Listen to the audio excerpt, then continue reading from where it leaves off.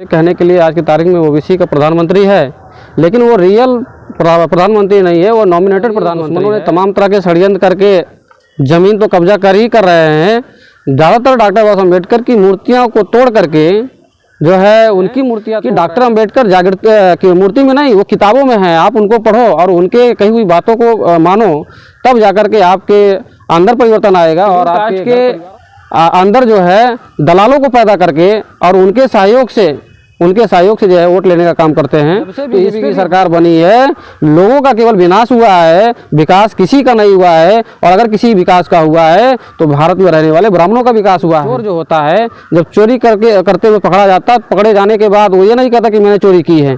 तो इसी तरीके से इन लोगों ने ईवीएम मशीन के साथ हेराफेरी करके, घोटाले करके, और 2024 में जो लोकसभा का चुनाव होने वाला है, इस चुनाव में हम लोग ईवीएम मशीन को तोड़ने का जो है अभियान हम लोग चला रहे हैं। आने वाले समय में जो भी चुनाव होगा, उस चुनाव में ईवीएम अगर लगता है तो ईवीएम को तोड़ने की पूरी तैयारी हम लोग कर रहे हैं। नमस्कार, मैं हूं शिवम मिश्रा और आप देख रहे हैं खबर ज्ञान तक न्यूज। हर खबरों पर नजर।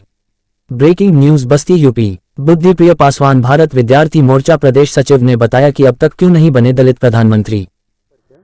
मेरा नाम बुद्धिप्रिय पासवान है और मैं भारत विद्यार्थी मोर्चा का प्रदेश महासचिव हूँ। सर, ऐसा कौन सा कारण है जो बहुजन समाज की इतनी संख्या होने के बावजूद भी अब तक कोई दलित प्रधानमंत्री नहीं बन पाया? साथियों, ये जो मामला है, प्रधानमंत्री अभी तक शेड्यूल कास्ट के लोग नहीं हुए, तो कहीं न कहीं अगर ये षड्यंत्र हुआ है, समाज के साथ में षड्यंत्र हुआ है। और ये षड्यंत्र आज़ादी के पहले भी हो रहा था और आज़ादी के बाद से भी ये षड्यंत्र हो रहा है। क्योंकि ये जो आज की तारीख में प्रधानमंत्री, इसके पहले जो बन रहे थे, कहने के लिए आज की तारीख में ओबीसी का प्रधानमंत्री है, लेकिन वो रियल प्रधानमंत्री नहीं है, वो नॉमिनेटेड प्रधानमंत्री है। और ये ब्राह्मणों के द्वारा नॉमिनेटेड किया हुआ प्रधानमंत्री है। और इसी के आधार पर, इसी को रख करके जो वर्तमान के प्रधानमंत्री हैं, इनको एक पुतले के तौर पर रख करके आरएसएस बीजेपी के लोग अपना काम जो है निकाल रहे हैं। एससी का प्रधानमंत्री नहीं बनाया गया, तो इसलिए नहीं बनाया गया क्योंकि अगर वो प्रधानमंत्री बनता तो शेड्यूल कास्ट के लिए जो संविधान में अधिकार मिले हुए हैं, वो अधिकार पूरी तरीके से लागू करता। तो इस आधार पे जो है इन लोगों ने कभी एससी के लोगों को प्रधानमंत्री बनने नहीं दिया।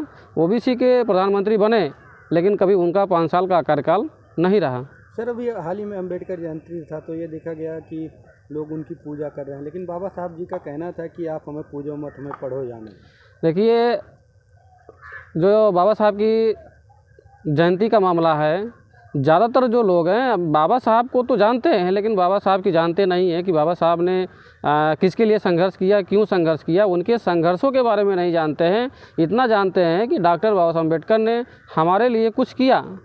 आज हमको मान सम्मान मिल रहा है, या हमको कुछ आने जाने का या कुछ करने का जो मिल रहा है, ये डॉक्टर अम्बेडकर की वजह से है। इस वजह से लोग मान रहे हैं, लेकिन आगे क्या करना है इसकी जानकारी ना होने की वजह से लोग जो है उनकी कही हुई बातों को सही तरीके से भी मान नहीं रहे हैं। और हम लोग यही कर रहे हैं। हम लोग कोई केवल जन्म जयंती तक सीमित नहीं है। हम लोग 24 आवर्स और जो है 365 दिन लगातार समाज में डॉक्टर बाबा साहब अम्बेडकर और जो हमारे समाज में महापुरुषों ने जन्म लिया और उन लोगों ने जो समाज में संघर्ष किया, जिसकी बदौलत हमको मान सम्मान स्वाभिमान मिल रहा है, या जो अधिकार मिले, उन अधिकारों को हम अपने समाज में निरंतर जो है देने का हम लोग काम कर रहे हैं। सर, अभी एक मुद्दा देखा जा रहा है कि हाल ही में ये चल रहा है कि अम्बेडकर पार्क की जो ज़मीनें हैं, वहाँ पर कुछ लोगों के द्वारा कब्जा कर लिया गया है। अम्बेडकर पार्क का जो मामला है, अभी दुश्मनों ने तमाम तरह के षड्यंत्र करके ज़मीन तो कब्जा कर ही कर रहे हैं। ज़्यादातर डॉक्टर बाबा साहब अम्बेडकर की मूर्तियों को तोड़ करके जो है उनकी मूर्तियां तोड़ रहे हैं। और जो वास्तविक मुद्दे हैं, जो डॉक्टर बाबा साहब अम्बेडकर ने हमको संविधान में अधिकार दिया, हमारे लोग उन अधिकारों के बारे में ना जान पाए, ना समझ पाएँ, और दुश्मनों के द्वारा मूर्तियां तोड़ दी जाती है। तो हमारे लोग क्या है कि उस मूर्तियों के चक्कर में हमारा समाज जो है उस मूर्ति को जो है बनाने में या उसमें लग जाता है। तो जो डॉक्टर बाबा साहब अम्बेडकर ने संविधान में अधिकार दिया है, उस पर जो चर्चा होनी चाहिए, उस पर चर्चा इन मुद्दों की वजह से नहीं हो पाती है। तो हम लोग जो है इन मूर्तियों को लेकर के भी जागृति का काम कर रहे हैं कि डॉक्टर अम्बेडकर जागृत की मूर्ति में नहीं, वो किताबों में है। आप उनको पढ़ो और उनके कही हुई बातों को मानो, तब जाकर के आपके अंदर परिवर्तन आएगा और आपके घर परिवार और समाज के अंदर परिवर्तन आएगा। और जब घर परिवार समाज के अंदर परिवर्तन आएगा तो देश में परिवर्तन आएगा। सर, अब नगर निकाय का चुनाव देखा जा रहा है जो कि पास ही में है, तो आप किस तरह का प्रत्याशी चाहेंगे जो आए? अभी जो नगर निगम के चुनाव का जो मामला है, इसमें वैसे भी बीजेपी के लोग जो एससी में पढ़े लिखे लोग हैं, वेल एजुकेटेड हैं, हायर एजुकेटेड हैं, उनको वो लोग तो कभी टिकट देने वाले नहीं हैं। वो लोग ऐसे लोगों को टिकट देते हैं जो उनके कठपुतली बन करके जो उनका काम करे, उनके फेवर की बात जो काम करे, या उनकी जो पार्टियों की कई हुई बातों को माने, उनके आधार पे काम करे, उसी को वो टिकट देते हैं और उसी को जितवाने का वो पूरा षड्यंत्र करते हैं। दूसरी चीज़ ये है, कहीं न कहीं शेड्यूल कास्ट के अंदर जो है दलालों को पैदा करके और उनके सहयोग से जो है वोट लेने का काम करते हैं। तो इस पे भी हम लोग बड़े पैमाने पे जागृति का काम कर रहे हैं कि जो बहुजन समाज में दलाल हैं, उन दलालों का क्या बंदोबस्त कैसे होगा, कैसे करना है, उसके लिए भी हम लोग अपने शेड्यूल कास्ट, ओबीसी और माइनॉरिटी कम्युनिटी में इन सारे जो बहुजन समाज के लोग हैं, इनमें हम लोग निरंतर जागृति कर रहे हैं। इस संदर्भ में भी सर, आपके जो जनपद के सांसद जी हैं, तो उनको कई लोग कहते हैं कि वो विकास महापुरुष हैं। देखिए, लोग क्या क्या कहते हैं वो एक अलग मामला है, लेकिन हमने भी ये देखा है कि अभी तक जो सांसद इनका दूसरा कार्यकाल चल रहा है, मुझे तो ऐसा कुछ नहीं लग रहा है कि बहुत ज़्यादा डेवलपमेंट इस कार्यकाल में हुआ। और इस कार्यकाल में छोड़ दीजिए, जब से बीजेपी की सरकार बनी है, लोगों का केवल विनाश हुआ है, विकास किसी का नहीं हुआ है। और अगर किसी विकास का हुआ है तो भारत में रहने वाले ब्राह्मणों का विकास हुआ है। लेकिन भाजपा सरकार का कहना है कि सबका साथ सबका विकास। वो देखिए, कहने को वो एक जो उन्होंने सबका साथ सबका विकास जो ये इन्होंने शब्द दिया, ये असंवैधानिक शब्द है और ये लोग संविधान के विरोध में तो ऐसे भी काम कर रहे हैं। ये शब्द दे करके इन लोगों ने समाज के लोगों को छला है कि सबका साथ सबका विकास। हालांकि सबका साथ इन्होंने लिया और वो बहुजन समाज के विरोध में ये लोग काम कर रहे हैं। और बहुजन समाज के विरोध में के साथ साथ उन्होंने संविधान के विरोध में वो काम कर रहे हैं और संविधान के विरोध में तमाम तरह के आर्टिकलें बना रहे हैं। उसके जो बहुजन समाज के हित में जो आर्टिकलें बननी चाहिए, उनके विरोध में आर्टिकलें बन रही हैं। ये बीजेपी के सांसद के लोग बड़े पैमाने पर ऐसा काम कर रहे हैं। सर, चुनाव में देखा जाता है कि सबका मुद्दा होता है विकास, लेकिन देश आज़ाद हुए इतने दिन हो गए, अभी तक कौन सा ऐसा विकास है जो नहीं हो पाया? देखिए, ऐसे बहुत हैं जो लगभग हज़ारों ऐसे मामले आपको मिलेंगे कि इनकी जो कथनी और करनी में अंतर है। जो ये कहते हैं वो ये करते नहीं हैं, उसके विरोध में करते हैं, यानी उसका ये उल्टा करते हैं।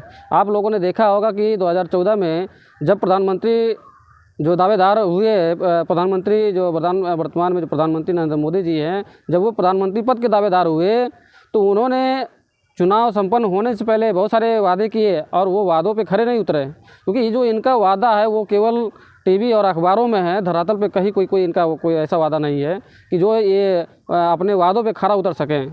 झूठ बोल करके इन्होंने सत्ता हासिल की और झूठ बोलने के साथ साथ इन्होंने इलेक्ट्रॉनिक वोटिंग मशीन के माध्यम से सत्ता हासिल की। और सत्ता हासिल करने के बाद जो है, क्योंकि आप लोग जानते हैं जब आदमी चोर जो होता है, जब चोरी करते हुए पकड़ा जाता है, पकड़े जाने के बाद वो ये नहीं कहता कि मैंने चोरी की है। तो इसी तरीके से इन लोगों ने ईवीएम मशीन के साथ हेराफेरी करके, घोटाले करके चुनी गई है और ये लोग उसको छुपाने के लिए उससे भी बड़े बड़े घोटाले कर रहे हैं ताकि जो है ईवीएम पे लोगों का ध्यान ना जाए। लेकिन हम लोग भी चुप बैठने वाले लोग नहीं हैं। ईवीएम से कैसे घोटाला होता है, कैसे छेड़छाड़ होती है, इन मामलों को लेकर के हम अपने बहुजन समाज में जागृति का अभियान चला रहे हैं और जागृति कर रहे हैं। और 2024 में जो लोकसभा का चुनाव होने वाला है, इस चुनाव में हम लोग ईवीएम मशीन को तोड़ने का जो है अभियान हम लोग चला रहे हैं। आने वाले समय में जो भी चुनाव होगा, उस चुनाव में ईवीएम अगर लगता है तो ईवीएम को तोड़ने की पूरी तैयारी हम लोग कर रहे हैं। सर, हमारे चैनल के माध्यम से आप क्षेत्रीय जनता से क्या अपील? आपके चैनल के माध्यम से मैं इतना कहना चाहूँगा कि बहुत सारे चैनल हैं, लेकिन ज़्यादातर जो ब्राह्मण बनियों के चैनल हैं वो चैनल जो है उन्हीं के लोगों को दिखाते हैं। दूसरी चीज़ ये है कि जिस खबर को दिखाना चाहिए उस खबर को वो हाइड करते हैं और जिस खबर को हाइड करना चाहिए उस खबर को वो लोग हाइड करते हैं। तो इस चैनल के माध्यम से मैं इतना ही कहना चाहूँगा कि आपके जो चैनल हैं, क्योंकि आप निष्पक्ष हैं और लोगों की खबर को आप कवर करते हैं, तो दर्शकों से इतना ही कहना चाहूँगा कि आपकी खबर को ज़्यादा से ज़्यादा लोग देखें और आपके साथ लोग जुड़े। क्योंकि आप निष्पक्ष हो, तो मेरा यह मानना है कि जो भी निष्पक्ष हो उसके साथ में लोग आएँ।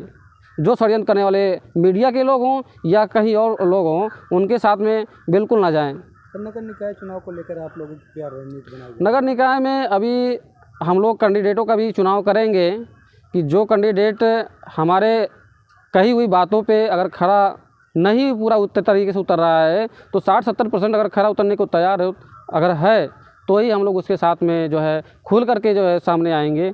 नहीं तो जिसकी जो स्वेच्छा है जिसको लगता है कि नहीं इस कैंडिडेट को वोट करना चाहिए, इसको वोट करने से समाज का विकास होगा, क्योंकि जानते हैं जब समाज का विकास होता है तो उसमें खुद का विकास होता है। तो अगर ऐसा कोई कैंडिडेट आता है तो हम लोग उसको जो है वोट करने का काम करेंगे। दूसरी चीज़ ये है कि अगर वो बहुजन समाज से कोई कैंडिडेट आता है तो हम लोग उसी को वोट करेंगे। जनरल कैंडिडेट को हम लोग वोट करने वाले नहीं है, क्योंकि इनको वोट करने का मतलब अपने पैर पे कुल्हाड़ी मारना, जो मेरा मानना है। सर यदि कोई आपसे जुड़ना चाहता तो आपसे कैसे संपर्क करें? अगर जो जुड़ना चाहता है तो भारतीय विद्यार्थी मोर्चा नाम का संगठन है, अगर वो गूगल वगैरह पे चेक करते हैं तो वहाँ भी जो है संगठन के नाम मिल सकते हैं। और मेरा नाम बुद्धिप्रिय पासवान है। आप अगर जुड़ना चाहते हैं तो आपकी खबर के माध्यम से भी जो है मुझ तक पहुँच सकते हैं। रही सवाल अगर किसी को नंबर की ज़रूरत है तो नंबर मेरा 9161926079 है। आप इस नंबर पे जिसको भी संपर्क करना है वो संपर्क बेशक कर सकते हैं। ठीक है।